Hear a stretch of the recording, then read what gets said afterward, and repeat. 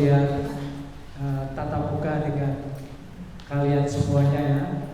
Saya melihat seusia anak saya. Sama kalau saya melihat anak saya yang bajunya merah kotak-kotak dengan kalian mungkin seusia. Ternyata pekerjaan saya itu juga sama. Saya menghadapi anak-anak SMP dan anak-anak SMA. Berarti yang saya hadapi sama, hari ini sama. Kalau setiap hari Selasa, Rabu, Jumat itu saya berhadapan dengan anak-anak SMP dan SMA. Kali ini saya berhadapan dengan anak-anak SMP dan SMA. Mungkin ada yang mahasiswa? Ada? Yang mahasiswa ada? Ada ya? Iya, puji Tuhan, berarti lebih senior lagi. Puji nama Tuhan. Ya, terima kasih untuk kesempatan yang indah. Pertama, kami ucapkan terima kasih kepada Bapak Gembala yang memperkenankan saya dengan tim Dunamos untuk bisa bersama-sama beribadah di tempat ini. Dipercaya untuk melayani untuk ujian dan musik pada sore hari ini dan juga menyampaikan kebenaran firman Tuhan. Ya, saya akan perkenalkan lagi ya. Tadi belum lengkap, nama saya betul Nathanael Narto. Anak saya 3, perempuan semua. Jadi aku tidak punya anak-anak. Nah, itu yang pertama, itu yang kedua dan ketiga tidak ikut ya. Saudara-saudara kasih oleh Tuhan, saya ajak untuk membuka Alkitab kita di dalam bacaan Ibrani pasal yang ke-9. Ibrani pasal yang ke-9 ya, sudah ayat yang ke-27 ya. Ibrani pasal 9 ayat yang ke-27 ya, satu ayat aja. Sudah menemukan? Amin, haleluya ya. Akan saya bacakan ya. Saudara-saudara juga membaca dengan disimak dengan baik-baik. Demikian firman Tuhan. Dan sama seperti manusia ditetapkan untuk mati hanya satu kali saja, dan sesudah itu dihakimi. Saya ulangi lagi. Dan sama seperti manusia ditetapkan untuk mati hanya satu kali saja, dan sesudah itu dihakimi. Ayatnya ngeri sekali. Ngeri apa? Ngeri apa dan ngeri? Ngeri kelihatannya ya. Bahwa saudara dan saya, kita ini hidup, mati hanya satu kali, dan selesai itu nanti dihakimi. Saya berikan tema apa ya? Katakanlah yang mungkin tepat. Kesempatan itu hanya satu kali. Ya, jadi kesempatan hanya satu kali. Kita dipercaya oleh Tuhan untuk menjalani hidup ini. Hidup hanya satu kali. Selesai itu kita nanti menghadap kepada Bapa Yesus. Lalu yang menjadi pertanyaan, yang menjadi pergumulan kita, lalu bagaimana dalam satu kesempatan ini kita pergunakan dengan sebaik-baiknya? Karena kita tahu bahwa di masa-masa sekarang ini, dunia medsos ya, anak-anak muda, mereka banyak yang jatuh oleh karena dosa. Kemarin Bapak Gembala menyampaikan kepada saya beberapa kali tema disampaikan tentang masalah berkaitan tentang masalah dosa. Betul, memang benar. Saya hadapi beberapa murid saya selalu kalau konseling langsung sharing berkaitan seperti itu. Rasanya itu begitu berat sekali. Karena anak-anak seusia yang namanya sudah mengerti namanya lawan jenis, itu sudah fantasinya masih tinggi-tinggi. Mereka tuh betul-betul menyampaikan tuh jadi bingung. Kalau memang tidak kuat di dalam iman, bagaimana memelihara iman? Sudah, di mana kesempatan yang baik ini untuk kita melayani Tuhan, untuk kita beribadah, kita bisa lepas kontrol, sehingga kita bisa menuruti kedagingan kita, ya. Karena apa? Bahwa kita ini hidup sekali, mati satu kali, ya. Lalu kemudian selesai mati kita dihakimi, dipertanggungjawabkan hidup kita pada Tuhan. Saya bicara tentang masalah kesempatan satu kali. Kata kesempatan itu ternyata ditulis dalam bahasa Yunani ada dua pengertian kesempatan itu. Ya, yang pertama itu dihubungkan dengan kesempatan, dihubungkan dengan sebuah waktu. Yang pertama itu ditulis dengan kata kronos. Ya, ada dua dalam bahasa Yunani berhubungan dengan kaitan diterjemahkan dengan kata kaitannya dengan waktu ya. Pertama adalah kronos. Kronos itu artinya seperti kronologi begitu ya. Jadi kalau itu waktu, kronologi waktu berarti bisa waktu jam 1, jam 2, jam 3, jam 4, jam 5, jam 6 seterusnya. Ada kronologinya kalau waktu. Kalau misalkan hari Minggu gini ya berarti besok Senin, Selasa, Rabu, Kamis ada kronologinya. Itu kalau kesempatan. Kalau kesempatannya bisa banyak pakai kesempatan berdasarkan kronologi enak. Ini nanti saya berbuat salah, berbuat dosa, masih ada waktu lagi besok. Di hari besok, di minggu besok ada lagi. Lah, diterjemahkan secara kronologi ya. Kalau memang kesempatan itu memang betul diterjemahkan secara benar kronologi ya. Misalkan seperti itu benar. Tapi apakah benar-benar kronologi yang tepat untuk firman Tuhan pada saat ini? Ya, kronologi. Kalau begitu enak ya kronologi saja karena kesempatannya masih banyak. Ya, masih ada waktu. Kita nanti kesalahan mengulang lagi dan mengulang lagi seperti itu. Ya, dari satu cerita dari murid saya itu juga mengalami yang sepertinya sulit sekali, di mana dia harus keluar dari satu kondisi yang melawan kedagingannya yang begitu kuat. Jadi saudara-saudara semuanya, ini penting. Yang pertama kronologi. Lalu yang kedua dikaitkan dengan masalah waktu itu diterjemahkan dengan kata kairos.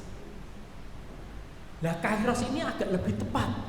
Kalau memang kesempatan itu hanya satu kali saja. Kalau kita ini hidup, ya toh, ditentukan nanti mati, lalu kemudian kita dihakimi. Satu kesempatan. Kalau kairos itu diterjemahkan yaitu waktu yang tepat.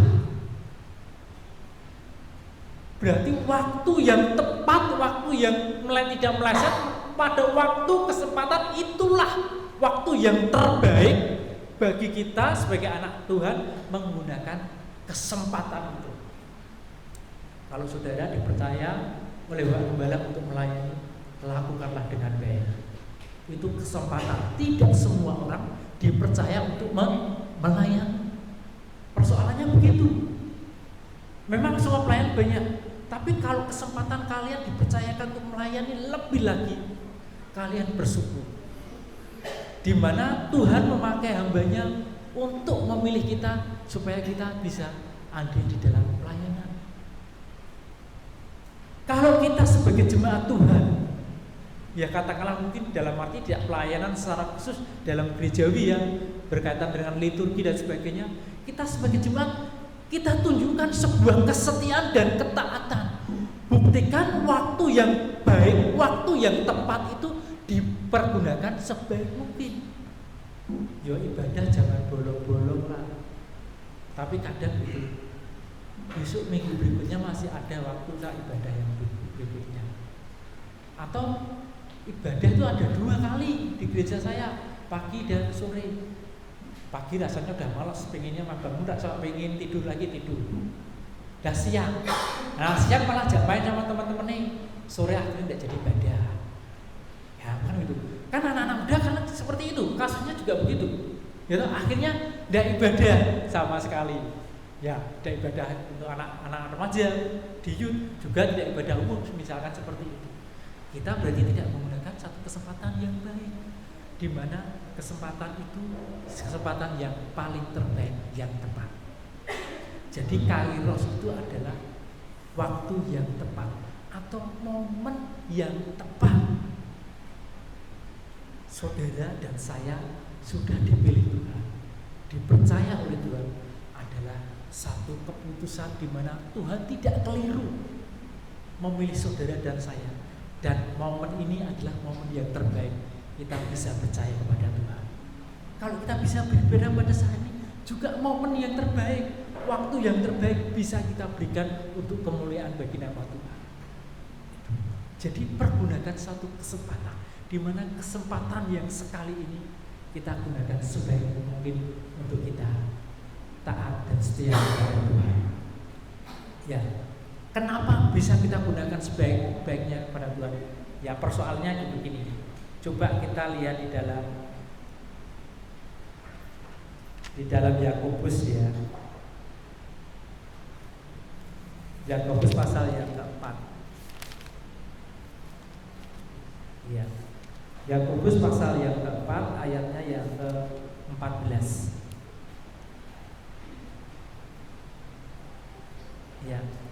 Ini problematiknya di sini. Kita harus tahu. Sedang kamu tidak tahu apa yang akan terjadi besok. Nah, saya tanya, besok kamu tahu dia? Ada yang tahu? Kalau tahu mungkin jangan-jangan kalian pengikut Sabto Dharma ya, ngerti sak durunge winara. Ndak seperti ya. Ada yang percayaan itu Sabto Dharma itu. Namanya ngerti sak durunge winara sebelum kejadian, katanya seperti itu. Besok kalian enggak tahu kan? Saya juga enggak tahu, sama. Bapak Gembala pun juga tidak tahu. Kalau yang punya karunia khusus mungkin bisa seorang nabi, karena nabi itu perlihat, mengerti masa depan, mungkin bisa tahu besok ada kejadian apa, dia bisa melihat. Karena nabi artinya melihat, mengerti masa depan. Ya, seperti itu. Jadi di situ dikatakan problematiknya bahwa sedang kamu tidak tahu apa yang akan terjadi besok. Apakah arti hidupmu? Hidupmu itu sama seperti uap yang sebentar saja kelihatan lalu lenyap. Singkat, saudara. Hidup kita ini sangat singkat sekali. Kita tidak ngerti. Kemarin di perkumpulan presidio di tempat saya, karena saya ketua presidonya di situ, jumlahnya berapa, saya tahu anggota keluarganya berapa. Itu sudah saya rintis sudah berapa, sejak tahun sudah hampir sejak tahun 2009 saya masuk di perumahan itu. Saya mengadakan persekutuan hukum ini sekarang berdiri sampai sekarang dan baik. Dan masa Covid berhenti, tadi kemarin malam mulai lagi kita bersama-sama kita agendakan untuk acara Natalan. Itu salah satu anggota presidio ada yang dipanggil Tuhan, masih muda. Kemarin waktu pelantikan RW dengan istri saya jadi pembawa MC, membawa acara pelantikan RW sama Pak Lurah.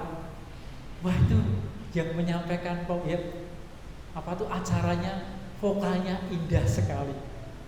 Nggak tahunya saudara, beberapa hari yang lalu, hampir 1 bulan itu sudah dipanggil Tuhan. Kita tidak ngerti, saudara, tidak ngerti. Padahal ya masih muda. Dengan istri saya jauh lebih muda yang sudah dipanggil Tuhan. Namanya juga hampir sama dengan istri saya. Namanya juga sama-sama dibaptis Elizabeth. Dia namanya Eni, istri saya namanya Erni.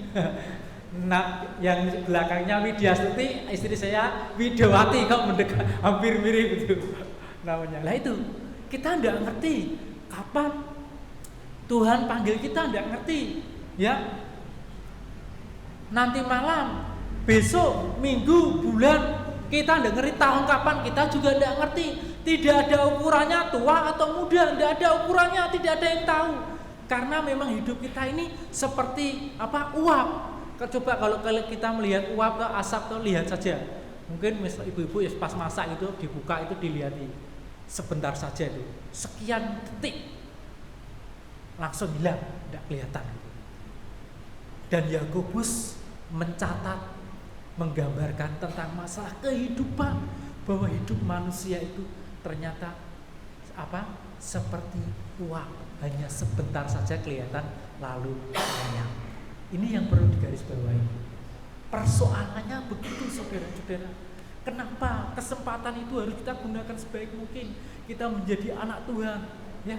Jangan memikirkan, ada masalah karena ini sana sini. Kita tetap maju aja terus, ada masalah. Semua orang tuh pasti punya masalah, tidak ada.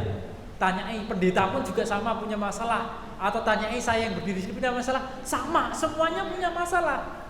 Tetapi bagaimana kita hidup sebagai orang percaya, kita tetap berjalan di dalam firman Tuhan, dalam benar, tetap mengiringi Tuhan dengan ketaatan dan kesetiaan kita.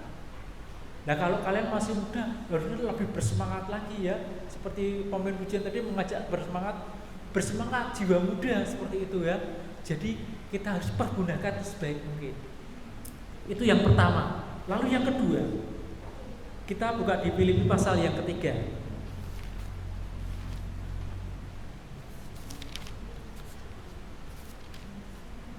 Filipi pasal yang ketiga ayat yang ke-14.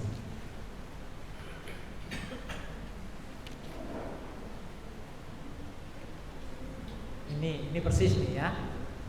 Demikian. Dan berlari-lari kepada tujuan untuk memperoleh hadiah, yaitu panggilan surgawi dari Allah dalam Kristus Yesus. Kita harus bisa fokus. Kalau yang fokus satu tujuan arah iman percaya kita kepada Tuhan Yesus. Tidak usah tengok kanan kiri yang menjadi persoalan yang memberatkan iman kita. Fokus iring Tuhan. Di mana ya Rasul Paulus mengatakan kepada jemaat di Filipi seperti apa? Berlari-lari pada satu tujuan. Berlari itu semangat. Mengikuti Tuhan itu tidak boleh tidak semangat. Harus semangat apa? Apa? Semangat gitu, betul. Mengikuti Tuhan semangat gitu. Jiwa muda lebih semangat lagi, Bapak Ibu. Bapak Ibu, saudara-saudara. Gitu. Jadi semangat. Ya. Kemarin habis pelayanan di sana kepada Bapak Ibu tua-tua, masih ingat suaranya Bapak Ibu. Hari Minggu saya ada di Gunung Pati pelayanan di gereja. Dia jemaatnya banyak yang tua-tua gitu ya. Diajak semangat. Ya dia bersemangat, saudara-saudara. Apalagi yang muda-muda seperti kalian bersemangat, berlari-lari kepada satu tujuan untuk memperoleh hadiah. Seorang pelari kalau dia pas lomba lari, entah dia dapat hadiah urutan nomor 1, nomor 2 atau nomor 3, tetap dia selesaikan tugasnya dengan baik. Tidak ada seorang pelari kalau kalah lalu dia berhenti di situ, sudahlah gitu, langsung sama pelatihnya tidak bakal dipakai.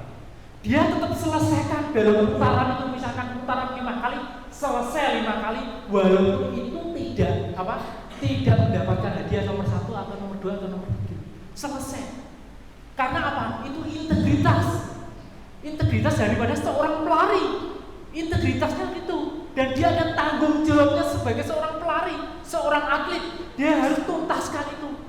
Misalkan seorang pemain bulu tangkis juga begitu, tidak pikirkan kalah, tapi kalau permainannya bagus, pelatihnya tidak apa-apa. Saya sudah cukup puas dengan permainan kamu permainannya luar biasa, walaupun kalah begitu kamu sampai jungkir balik istilahnya, kamu lakukan semuanya itu.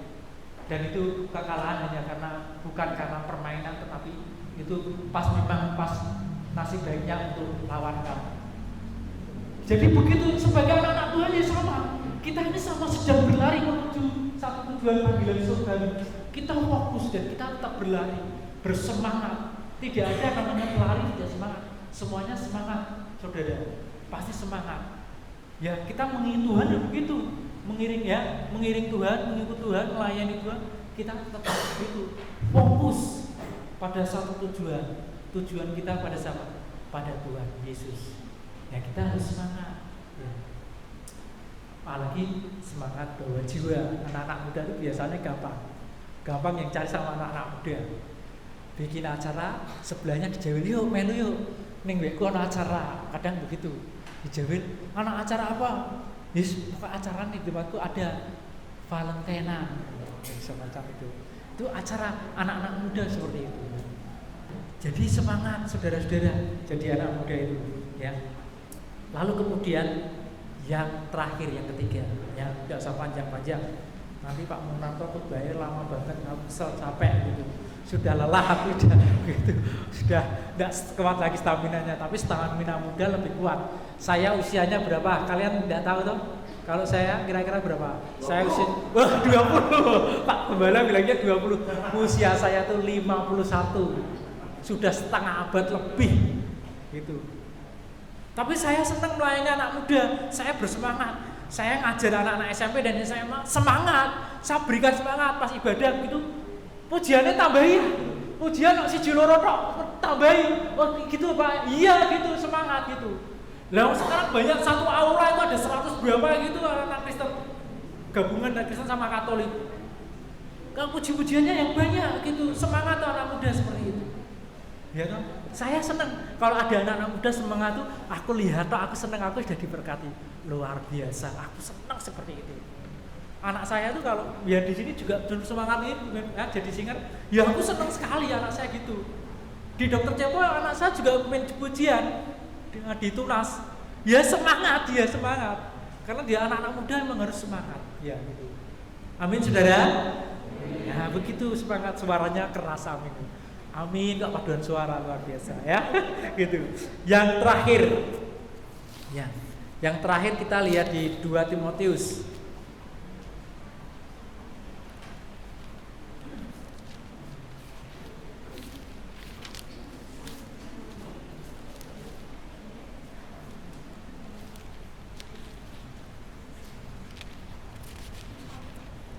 Ya, 2 Timotius pasal yang keempat. Ya. Pasal yang keempat ayat 7 sampai 8. Demikian firman Tuhan. 2 Timotius ya. Pasal 4 ayat 7 sampai 8. Demikian firman Tuhan. Aku telah mengakhiri pertandingan yang baik. Aku telah mencapai garis akhir dan aku telah memelihara iman. Paulus ngajari sama yang anak muda, anak didiknya, namanya siapa? Timotius. Bahkan di ayat sebelumnya dikatakan demikian, ayat yang 6. Mengenai diriku, darahku sudah mulai dicurahkan sebagai persembahan dan saat kematianku sudah dekat. Bayangkan, Paulus itu dalam melayani itu tidak berarti dia sehat enak-enak, tidak saudara. Paulus tuh dalam kondisi sakit-sakitan sebenarnya. Ada duri dalam daging, dia sampai minta sama Tuhan untuk supaya mencabut duri dalam daging itu dalam dirinya. Tuhan juga tidak mengerjakannya. Dia merasa kesakitan. Sampai di sini dituliskan, dia menuliskan kepada muridnya sama Timotius, ya, mengenai diriku, darahku sudah mulai dicurahkan sebagai apa? Persembahan. Bagaimana? Paulus ngajari supaya Timotius mengerti bagaimana jiwa anak muda melayani harus sampai pada garis akhir. Di situ dikatakan sampai finish. Paulus mengatakan di situ sampai garis akhir dan aku telah memelihara iman sampai terakhir, sampai pada paripurnanya.